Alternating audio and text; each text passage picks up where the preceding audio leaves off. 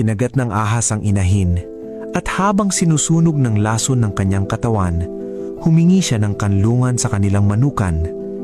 Ngunit pinili ng ibang mga inahin na itaboy siya, baka raw kumalat ang lason. Umalis ang inahin na pilay, umiiyak sa sakit, hindi dahil sa kagat, kundi dahil sa pagtalikod at paghamak ng sarili niyang pamilya sa panahong higit niya silang kailangan. Kaya siya'y umalis, nilalagnat at hinihila ang isa niyang paa, lantad sa lamig ng gabi. Sa bawat hakbang, may tumutululong luha. Pinanood siya ng mga inahin sa manukan hanggang sa tuluyan siyang maglaho sa abot tanaw. May ilan na nagsabi, hayaan na siya, mamamatay rin siya sa malayo. At nang tuluyan na siyang mawala sa tanawin, naniwala silang patay na siya. May mga tumingala pa sa langit, umaasang makakita ng mga buitre. Lumipas ang panahon.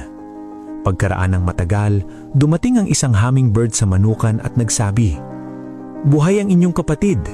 Nakatira siya sa isang kuheba na malayo rito. Gumaling siya, ngunit nawalan ng isang paa dahil sa kagat ng ahas. Hirap siyang maghanap ng pagkain at kailangan niya ang tulong ninyo. Nanahig ang katahimikan. Pagkatapos, nagsimula ang mga dahilan. Hindi ako pwede, nangingitlog ako. Hindi ako pwede, naghahanap ako ng mais. Hindi ako pwede, kailangan kong alagaan ang aking mga sisiw. Isa-isa, tumanggi silang lahat. Bumalik ang hummingbird sa kuweba na walang dalang tulong. Muli, lumipas ang panahon. Pagkaraan ng matagal, bumalik ang hummingbird. Ngunit ngayon ay may masakit na balita. Pumanaw na ang inyong kapatid. Namatay siyang mag-isa sa kuweba. Walang maglilibing o magluluksa para sa kanya.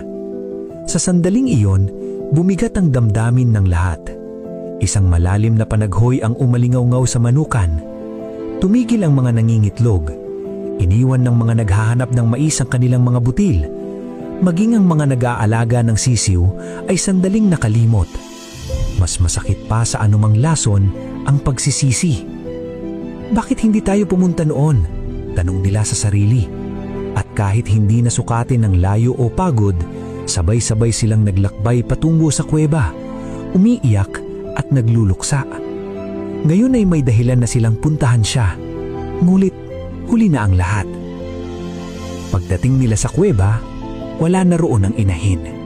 Isang liham lamang ang kanilang natagpuan na nagsasaad. Sa buhay, maraming beses na hindi tumatawis ang mga tao ng kalsada para tulungan ka habang ikaw ay buhay. Ngunit tinatawid ang mundo para ilibing ka kapag ikaw ay patay na. At karamihan sa mga luha sa libingan ay hindi mula sa sakit, kundi mula sa pagsisisi at panghihinayang. Aral ng kwento. Ang tunay na pagmamahal at kabutihan ay dapat ipakita habang may buhay, hindi kapag wala na. Ang pagtulong sa taong nagdurusa ay higit na makabuluhan kaysa pagdadalamhati kapag huli na ang lahat.